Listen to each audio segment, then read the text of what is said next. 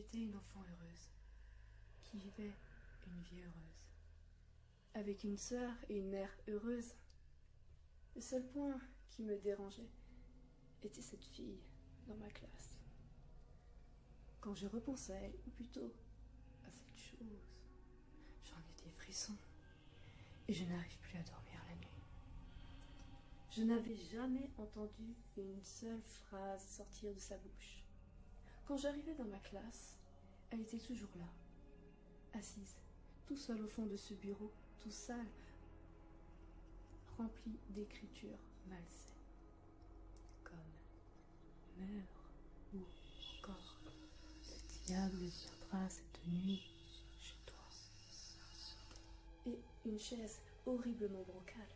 Personne ne faisait attention à elle, pas même le professeur, ce qui me surprit grandement. Personne ne connaissait ni son nom, ni qui elle était. Sa peau était tellement blanche que l'on pouvait percevoir certaines de ses veines. Ses cheveux noirs, tressés et ses cernes lui donnaient le visage de la fille possédée dans les films d'horreur.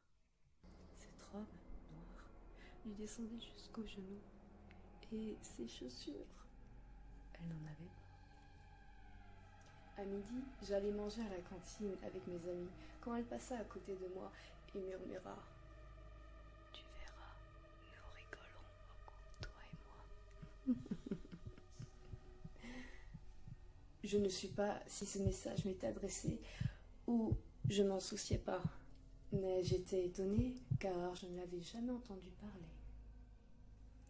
Nous étions un samedi après-midi, je faisais mes devoirs quand j'entendis frapper 3 coups à la porte d'entrée.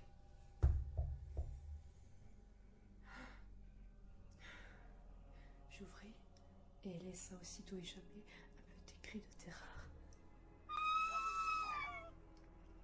C'était cette fille bizarre.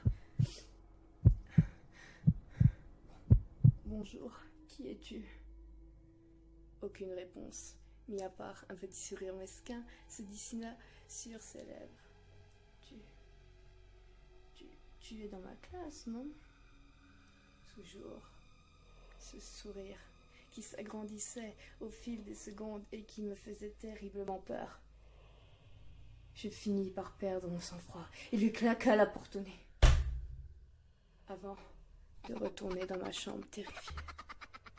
Je découvris un bout de papier sur lequel avait écrit un numéro de téléphone contenant uniquement les chiffres 0 et 6. Je commençais à trembler, de peur, sachant très bien que ce numéro, c'était la fille qui l'avait laissé ici. Mais pourquoi et comment avait-elle fait? Je préviens ma sœur, en lui montrant le numéro de téléphone et en lui racontant tout. On a tout qui, demande-t-elle, avec un air surpris. Oui, tu n'as rien entendu? Eh bien, non. Sa réponse me faisait froid dans le dos. Elle était pourtant dans une pièce si proche de la porte d'entrée. Appelons son numéro, dit-elle. Surtout pas. Et si c'était un numéro hanté? Je n'ai pas. Possible, voyons. Les numéros hantés, tout ça, ça n'existe pas. Après avoir réussi à trouver les bons arguments pour me convaincre d'appeler, j'effectue le numéro masqué sur le bout de papier, les doigts tremblants. Chut. Ça appelle, murmura ma sœur, un peu effrayée, elle aussi. À ce moment même, une voix sinistre prononça les mots « Game over » et la répéta sans cesse « Game over ». En même temps, des pleurs de bébé « Game over » et des bruits de pas se firent entendre dans toute la pièce « Game over ».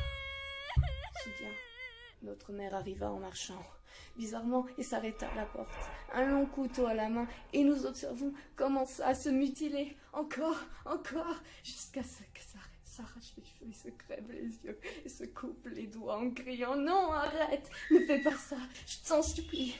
Et quand elle ne parlait pas, elle cria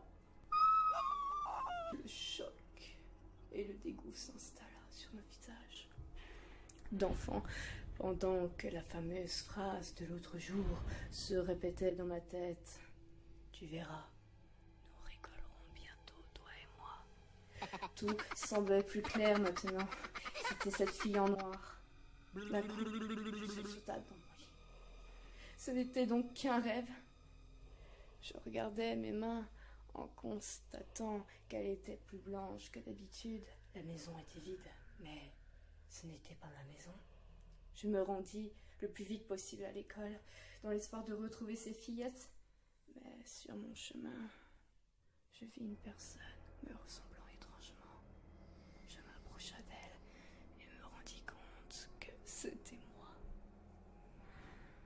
Mais cette personne, enfin, moi, à vrai dire, me souriait d'un air mesquin comme la fille. Elle passa à travers mon corps pour s'en aller au loin. Aussitôt, je me rendis compte que je n'existais plus. J'étais devenue la petite fille en noir. Merci d'avoir écouté cette creepypastas. J'espère que cela vous a plu. Et si vous en voulez d'autres, dites-le moi en commentaire, likez, abonnez-vous. Merci d'être toujours présent. Bisous, c'était